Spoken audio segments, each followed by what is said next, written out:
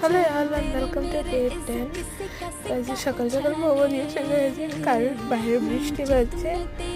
আর দুপুরের লাঞ্চেও কিন্তু যে খিচুড়ি, তো তাড়াতাড়ি করে বই খাতা গুছিয়ে নিয়েছি কারণ সামনে পুজো। তো একটা একটা করে জায়গা রোজ গোছাচ্ছি, আশা করি তার আগে হয়ে যাবে। প্রত্যেকটা কর্নার ভালো করে গুছিয়ে টুছিয়ে রেডি করছি যাতে পরিষ্কার হয়, সব হয়।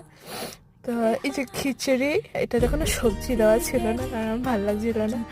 তো সঙ্গে ডিম ভাজা করে নিয়েছি, পাঁপড় ভাজা, পেঁয়াজ সব দিয়ে সরি করে বেরিয়ে পড়েছি কারণ মা বললো একটু বেরো, ব্লাউজ কিনতে যাব। তো সব কিছু করে আমরা ব্লাউজ কিনেছি, মায়েরটা এনেছি, আমারটা মানডে দেবে বলেছে, দেখা যাক কী হয়। আর তারপর এটা দেখে তো আমি সত্যি খুব খুশি হয়েছি, মানে আজকে ফাইনালি